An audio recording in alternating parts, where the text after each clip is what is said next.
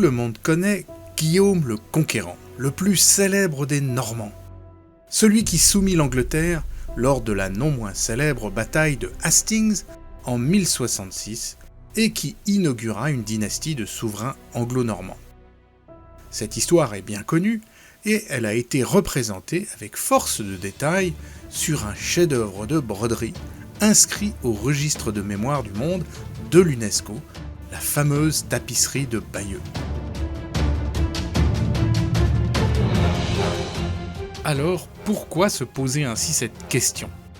Pourquoi Guillaume, puissant duc de Normandie, s'est-il mis dans le crâne de faire traverser la Manche à ses guerriers, à une époque où transporter de grandes quantités de chevaux et de troupes restait extrêmement risqué, même sur de petites distances. Vents et courants marins rendaient toute traversée périlleuse, alors que les territoires à conquérir ne manquaient pas autour de la Normandie. Si la tapisserie de Bayeux nous en procure l'explication, elle ne dit pas tout.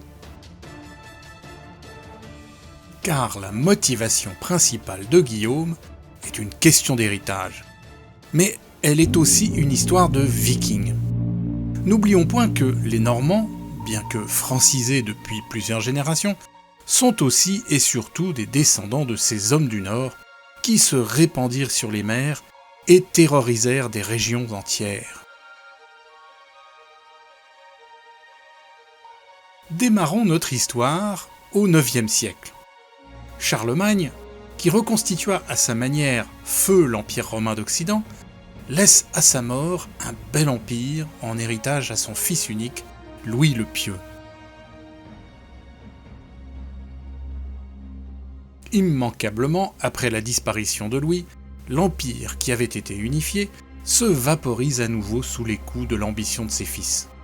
Les souverains affaiblis vont perdre progressivement leur influence et leur capacité à gouverner au profit de grands aristocrates territoriaux hérités de l'Empire.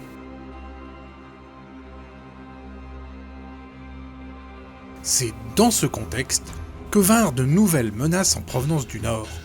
Les raids menés par les Vikings vont plonger les royaumes déjà bien fragiles dans un nouveau chaos de pillage, de brutalité et de destruction. Aucune région n'est épargnée. Ces Vikings puissants, imprévisibles et extrêmement mobiles s'adonnent ainsi, durant plusieurs décennies, à leur loisir estival préféré, le massacre gratuit, le vol et le viol, dans le but de semer la terreur.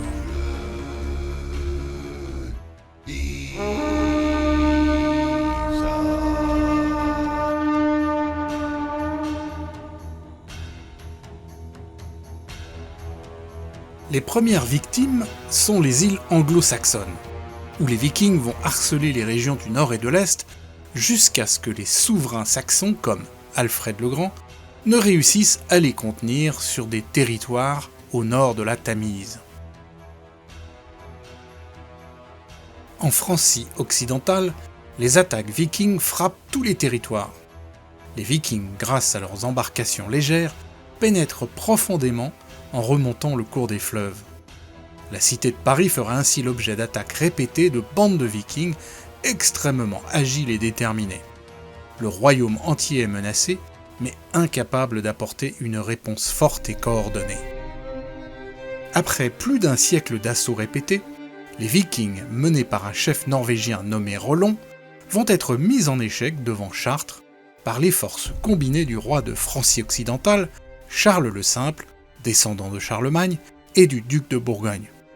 Rollon se verra accorder par le traité de Sainte-Claire-sur-Epte, dans le Vexin, à une journée de marche seulement de Paris, le territoire de ce qui deviendra la Normandie, en échange de la promesse de protéger le royaume contre les futures incursions vikings.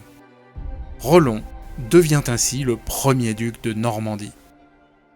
Mais si la pression viking diminue en Francie, en réalité, elle continue en Angleterre. Et dans les territoires concédés aux Scandinaves, où la population se transforme en pacifiques cultivateurs, et dont les membres les plus nobles ont rejoint même le service du roi saxon Ethelred, de nouvelles expéditions venues du Danemark et de Norvège viennent s'y ravitailler avant de partir harceler les côtes sud et ouest de l'Angleterre. Ces expéditions profitent même aux Normands, ses cousins devenus désormais continentaux, les navires vikings, viennent faire escale en Normandie avant de repartir à l'assaut des côtes sud de l'Angleterre. Cette situation a pour conséquence d'exaspérer la couronne d'Angleterre, qui veut empêcher par tous les moyens de voir ces vikings continuer en toute impunité leur raid. Le roi d'Angleterre, Æthelred, va alors se rapprocher du nouveau duc de Normandie, Richard Ier, qui est le petit-fils de Roland, et conclure un accord avec lui. Richard s'engage à combattre et à repousser les navires vikings qui viennent chez lui. Il proposera sa fille Emma en mariage au roi Æthelred.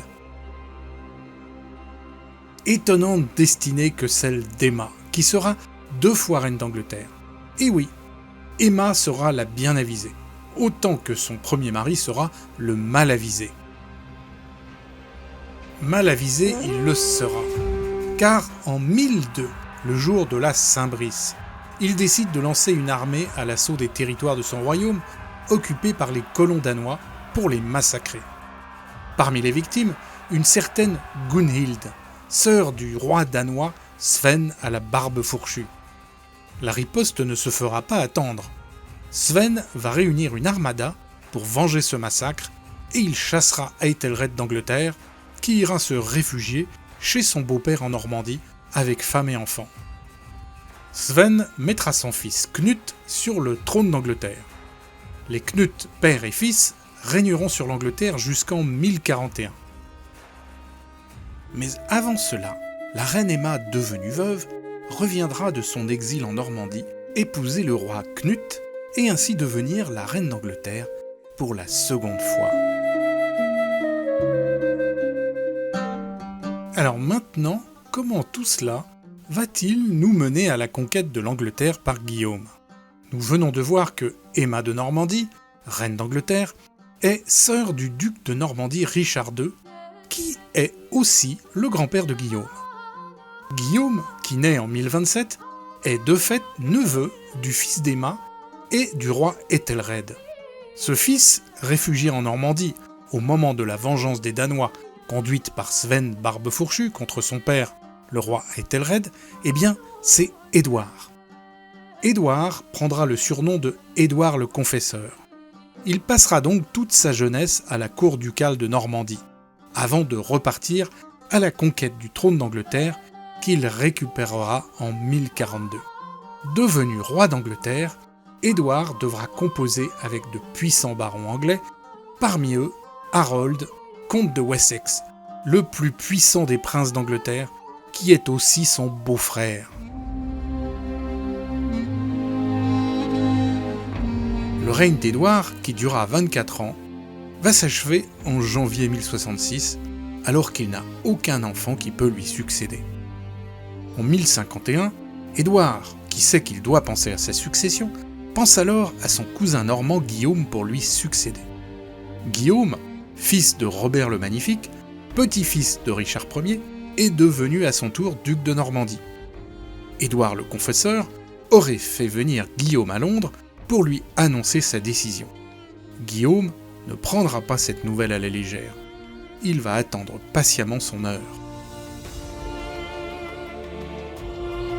Guillaume sait que des rivaux seront sur son chemin du trône d'Angleterre, en particulier Harold, le puissant comte de Wessex. Là commence la tapisserie de Bayeux, premier grand chef-d'œuvre de la bande dessinée, 900 ans avant l'invention de celle-ci. Par un curieux hasard, comme nous le conte cette tapisserie, Harold s'embarque pour une sortie en mer et se retrouve en baie de Somme où il est appréhendé par des alliés de Guillaume, le duc de Normandie. Harold sera remis à Guillaume qui le traitera en hôte de marque. Guillaume profitera de l'occasion pour faire jurer à Harold, sur de saintes reliques, qu'il ne lui fera pas obstruction à la succession du roi Édouard. Et lorsque l'heure se présenta, en janvier 1066, Édouard, expirant sur son lit de mort, aurait confié son royaume à Harold, son beau-frère, présent à ses côtés lors de ses derniers soupirs. Le roi Édouard mort, Harold s'empare aussitôt de la couronne d'Angleterre. La nouvelle ne met pas longtemps à franchir la Manche, et provoque la colère attendue de Guillaume. La suite nous est bien connue à travers les chroniqueurs de l'époque et la magnifique et précieuse tapisserie de Bayeux.